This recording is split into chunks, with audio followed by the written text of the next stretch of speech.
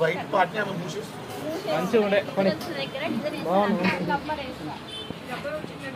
White వస్తుంది ఇక్కడ colour వస్తుంది ఒకటి అన్ని ప్రాబ్లమ్స్ అవుతున్నాయని అన్ని ప్రాంతాలకు వెళ్ళి పోర్షన్ పెళ్ళికి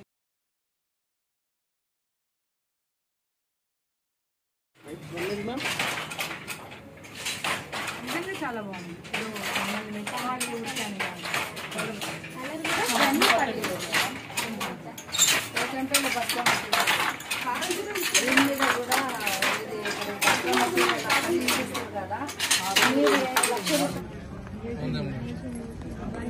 ఇక్కడ చూడం అందరికి రైట్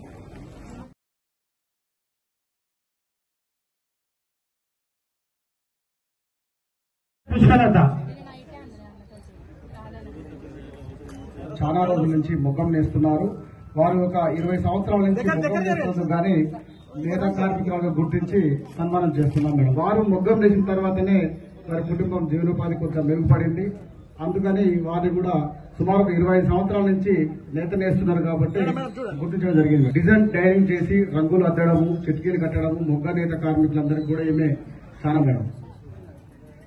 మేడం గారు ఈమె సొంత ఒక 45-50 సంవత్సరాల నుంచి చేతితోనే చిట్కి మీద ఇప్పటికీ పోసుకుంటూ వారు మొగ్గానికి సహాయపడుతున్నారు కాబట్టి ఈమె కూడా చిన్ననాటి నుండి కూడా మొగ్గం నేస్తున్నది. వారికి మొగ్గం నేస్తేనే కానీ జీవనం గడిపేటువంటి పరిస్థితి. అందువల్ల చిన్న ఉమారాని ఈమె కూడా కానీ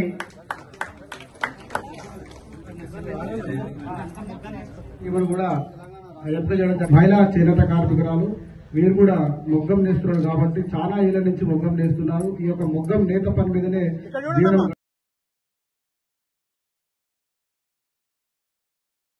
అనిత గండమ్మ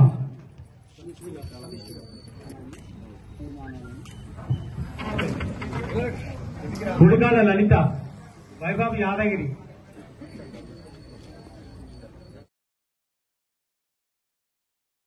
కూడా కొన్ని ఏళ్ల నుంచి ఇదే ఒక చేనేత వృత్తి మీద ఆధారపడి మేడం పండు దగ్గర ఇక్కడ చూడు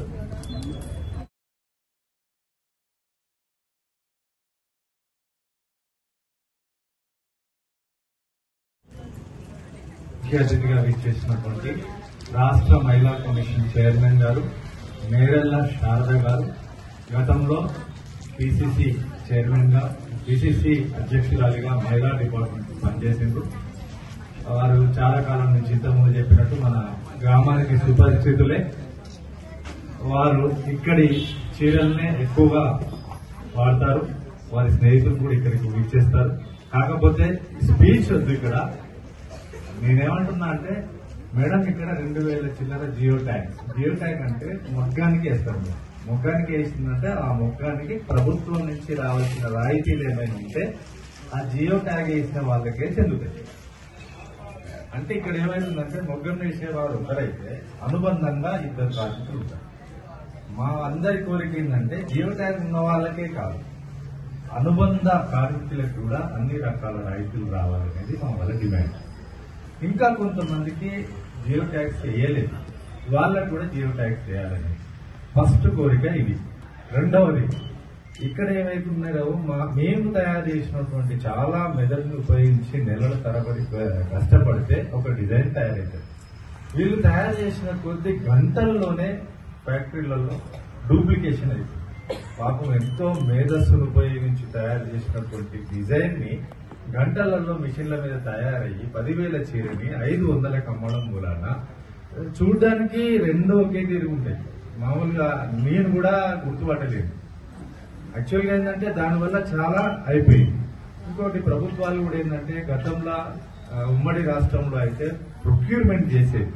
ఇది సొసైటీ ఉండే సొసైటీ తరఫున ఇక్కడ సొసైటీలో కొనడం వల్ల ఇందులో ఎవరైతే మెంబర్లు ఉన్నారో వాళ్ళందరికీ కూడా పని కలిగేది. ఎందుకంటే ఇక్కడ గవర్నమెంట్ కొనేది స్టాక్ అయిపోగానే వీళ్ళు వాళ్ళకి సంబంధించిన కార్యకర్తలతో మొగాల మీద నేర్పించి వీళ్ళు మళ్ళా ప్రొక్యూర్ చేసుకునేది, వీళ్ళు మళ్ళా గవర్నమెంట్ కి అమ్మేది. సో దానివల్ల ఇక్కడ ఉన్నటువంటి ఒక 500 మందికి పని కలిగేది. కొన్ని ప్రభుత్వాలు అయితే ఈ ప్రైవేట్ సెక్టర్ ఉంది కదా, ఇప్పుడు టై అండ్ అసోసియేషన్ అన్నారు, మాస్టర్ వీవర్స్ కొంతమంది ఉన్నారు, వాళ్ళ దగ్గర కూడా తయారైనటువంటి చీరల్ని కూడా కొన్నిసార్లు గవర్నమెంట్ ప్రొక్యూర్ చేసింది. సంక్షోభం ఉన్నప్పుడు ప్రొక్యూర్ చేసింది. ఎప్పుడైతే ప్రొక్యూర్మెంట్ చేస్తుందో మా దగ్గర చీరలను అయిపోయిన తర్వాత ఆటోమేటిక్ గా పని కల్పించినట్టే లెక్క మళ్ళీ తయారు చేస్తారు. కాబట్టి మేము అనేది ఏంటంటే మా దగ్గర తయారైనటువంటి చీరల్ని ప్రభుత్వం తరఫున ప్రొక్యూర్ చేయాలి. మీరు అన్నట్టుగా ఏంటంటే మీరు ఇప్పుడే మేడం ఏమన్నారంటే ఇది తయారు చేసిన వాటన్నిటిని కూడా అన్ని డిపార్ట్మెంట్ లో ఇవే కప్పే విధంగా ప్రభుత్వ ఆఫీసులలో కూడా మన డిపార్ట్మెంట్ మన దగ్గర వస్త్రాలని వాడే విధంగా మీరు ఇప్పుడు రెజల్యూషన్ ఒకటి చేయండి. మీరు అందరూ వస్తే నేను సీఎం దగ్గర తీసుకుపోతానని చెప్తున్నారు. అందుకనే మనకేం కావాలో అవన్నీ మేడం ముందర చెప్తున్నాం అనమాట. ఇది అయిపోయిన తర్వాత ఏంటంటే మేడం బీమా పథకం అనేది ఒకటి ఉంది. దాన్ని కరెక్ట్ గా మన గవర్నమెంట్ ఇంకా కూడా నేతకు సంబంధించిన ఈ పరిశ్రమ మీద పర్ఫెక్ట్ గా కూర్చొని ఏం చేయాలనే ఆలోచన ఇంకా మన ప్రభుత్వం చేయలేదు. గతంలో బీమా ఇచ్చిండ్రు, చనిపోతే 5 లక్షల రూపాయలు వస్తున్నాయి, వాటికి సంబంధించి ఇస్తున్నారు. నెలకు 3,000 చొప్పున గతంలో ఉన్నటువంటి టెంపరీ సొల్యూషన్ కోసం వాళ్ళు 2 నెలల కోసం జీవో అయితే తీసి ప్రతి జియో ట్యాగ్ ఉన్న వాళ్ళకి 3,000 రూపాయలు వేసిండ్రు. అదేంటంటే ఓట్ల కోసం వేసారు. వీళ్ళందరికేమో తెలియదు టీఆర్ఎస్ వాళ్ళు చేసిరు, కాంగ్రెస్ వచ్చినాక చేస్తలేరు అనేది. వాడు చేసినోడు ఏదో ప్రభుత్వంలో ఏ గవర్నమెంట్ వచ్చినా ఇదే ఇంప్లిమెంట్ అయ్యేటంగా చేస్తేనేమో బాగుండేది. 2 నెలలకు సంబంధించి మాత్రమే జీవో తీసిండాలి. ఆ 2 నెలలు అయిపోయింది. మిగతా 2 నెలలు ఎలక్షన్ల ముందు వాళ్ళు కూడా ఏమయ్యలేదు. కాకపోతే ఏమనిపిస్తుందంటే అక్కడ వాళ్ళు ఇచ్చి వీళ్ళు ఇయ్యలేదనే ఆలోచనకు వచ్చింది. కాబట్టి కొన్ని రకాల డిమాండ్స్ ఏవైతున్నాయో మనం ఇక్కడ తీర్మానం చేసుకున్నాము. మనకు కావాలి జియో ట్యాగ్ వేయించాలి, అనుబంధ కార్మికులకు కూడా బెనిఫిట్స్ రావాలి, ఇక్కడ చీరలు ఏవైతున్నాయో మన దగ్గర ప్రొక్యూర్మెంట్ చేయాలి, ఖరీదు చేయాలి, మళ్ళీ ఇంకా ఏమైనా మార్కెటింగ్ సౌకర్యాలు ఉంటే కూడా వాటిని కల్పించాలి. చెప్పేది ఏంటంటే ఈ సమాజంలో 2 వర్గాల వాళ్ళు, ఒకటి రైతన్న, ఒకటి నేతన్న. ఈ 2 వర్గాలు సుభిక్షంగా ఉంటేనే అందరు బాగుంటారనేటువంటి అభిప్రాయము ప్రతి ఒక్కరికి ఉంది. కాబట్టి మేమేదో నెగ్లెక్టెడ్ కమ్యూనిటీ, మా గురించి ఎవరు పట్టించుకోరు అనేటువంటి మాట మనము ఈ సందర్భంగా మాట్లాడుకోకూడదు అని చెప్పుకుంటూ, మహిళా వీవర్స్ ని అంటే నేతన్న నేతన్న రైతన్న రైతన్న అనే మాట్లాడుకుంటాం. కానీ ఆ రైతన్నతో పాటుగా వ్యవసాయం చేస్తున్నటువంటి, మరి ఏం పేరు ఇవ్వాలో మీరే చెప్పాలి నాకు. ఇప్పుడు ఆ రైతన్న భార్యకి ఏమని పేరిద్దాము, నేతన్న భార్యకి ఏమని పేరిద్దాము? ఎందుకంటే వాళ్ళు వీళ్ళకన్నా ఎక్కువ ఆ లూమ్స్ లలో పనిచేసి ఈ ప్రోడక్ట్, మీరు ఏదైతే ప్రోడక్ట్ ని బయటకు తీసుకురావాలని అనుకుంటున్నారో దాన్ని సరి అయినటువంటి షేప్ కానివ్వండి, సరి అయినటువంటి రంగు కానివ్వండి, సరి అయినటువంటి మనిషికి వ్యక్తికి చేరే విధంగా చొరవ చూపేది మీకన్నా ఎక్కువ వారిదే ఉంటుంది అనేటువంటి విషయం మనకు అందరికీ తెలుసు. ఎందుకంటే మీరేమో లూమ్స్ లోకి వెళ్లి పని చేసుకొని ఆ తర్వాత మళ్ళీ పిచ్చాపార్టీ కోసం బయటకు వచ్చి రాజకీయం చేస్తారు. కానీ వాళ్ళు మాత్రం మళ్ళీ ఇంటిని సవరించుకోవాలి, పిల్లలను చూసుకోవాలి, అంతేకాకుండా దేవుడా ఇదంతా ఎలా మళ్ళీ అమ్ముడు పోవాలి సరుకు అనేటువంటి విషయం కూడా వారికి ఉంటుంది. కాబట్టి వారిని మిమ్మల్ని కాలవాలనేటువంటి ఉద్దేశంతోనే నేను ఇక్కడికి రావడం జరిగింది. చాలా మందికి ఏంటంటే ఉమెన్ కమిషన్ అనేది ఉంది అనేది పేపర్ చదివే వాళ్లకు, టీవీ చూసే వాళ్లకు, ఆ తర్వాత కొంత అంటే ప్రపంచ జ్ఞానం ఉన్న వాళ్ళకే తెలుస్తుంది. నార్మల్ గా ఒక హౌస్ వైఫ్ ఉండి పిల్లలను చదివించుకుంటూ అదే ప్రపంచంగా బతికే వాళ్ళకందరికీ తెలిసేటువంటి విషయం కొంత తక్కువ ఉంటుంది, కొంత ఎక్కువ ఉంటుంది. కానీ ఈ రోజు మీ అందరికీ ఉమెన్ కమిషన్ అనేది ఉన్నది. మీకు అండగా మేము ఉంటాము.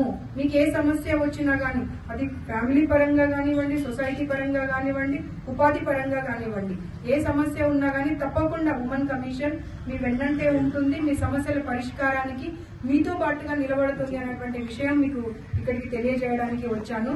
నాకు బాగా గుర్తుంది 2004 కాంగ్రెస్ ప్రభుత్వం రాకముందు పెద్దలు గౌరవనీయులు రాజశేఖర రెడ్డి గారు, వారి పేరు తలుచుకుంటే ఇప్పటికీ కూడా ఒక రకమైన ఆనందము, కళ్ళల్లో నీళ్లు రాకుండా ఉండే వ్యక్తి నాకు తెలిసి ఈ 2 రాష్ట్రాల్లో ఎవరు కూడా లేరు.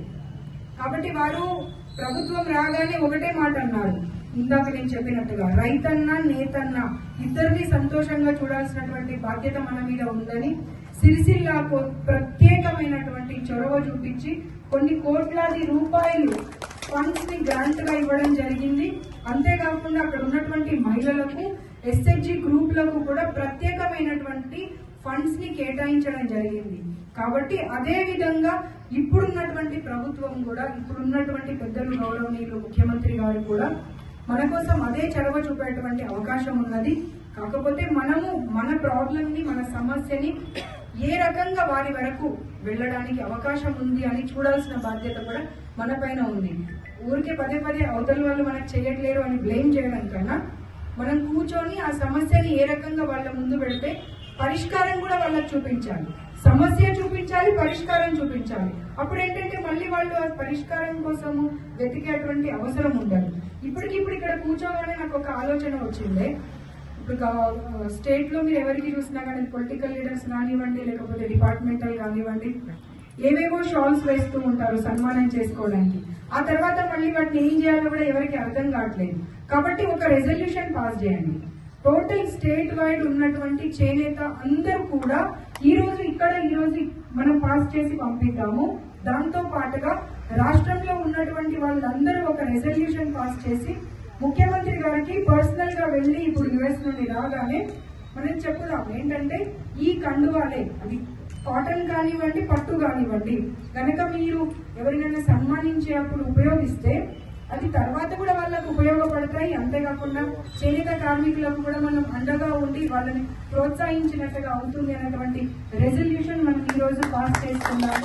ఈ రెజల్యూషన్ ఏదైతే ఉందో అది అనిల్ అన్న ద్వారానే మనము ముఖ్యమంత్రి గారి దగ్గరికి వెళ్లి వారి సహకారాలు తీసుకుందాం అనేటువంటి మాట మీ అందరికీ చెప్తుంటూ, ఏ సమస్య ఉన్నా సరే ప్రతి సమస్యకి పరిష్కారం ఉంటుంది. పొలిటిసైజ్ చేయాలంటే పొలిటిసైజ్ అవుతుంది. పొలిటికల్ గా చేయడం అవసరం లేదు. ఇక్కడ ఇప్పుడు ఒక మాట చెప్పారు, ఎలక్షన్స్ ముందు 2 నెలలే 3,000 వచ్చేట్టుగా చేశారు.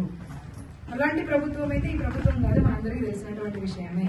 అంటే స్వలాభం కోసము వేస్ట్ చేసేవాళ్ళు ఎవరు, స్వలాభం కోసం కాకుండా కమ్యూనిటీ కోసం హెల్ప్ చేసే వాళ్ళు ఎవరు అనే విషయం తెలుసుకుంటూ, మీ దాంట్లో ఉన్న వాళ్ళు కూడా, కమ్యూనిటీలో ఉన్న వాళ్ళు కూడా ఏంటంటే ఒక కమిటీ లాగా, ఆల్రెడీ మీ కమిటీ ఉండుంటది, బట్ స్టిల్ ఇంకొక కమిటీ లాగా ఏర్పాటు అయ్యి కేవలం వాళ్ళ స్వార్థం అనేది అందులో లేకుండా కమ్యూనిటీ కోసం ఉపయోగపడే విధంగా కొన్ని రెజల్యూషన్స్ తీసుకొని కొన్ని విషయాలను గవర్నమెంట్ దృష్టికి తీసుకెళ్దాం. ఎందుకంటే ఇప్పుడు ఉన్నటువంటి పరిస్థితులలో ప్రభుత్వం పైన అన్ని రకాల ప్రెషర్ ఉంటుంది.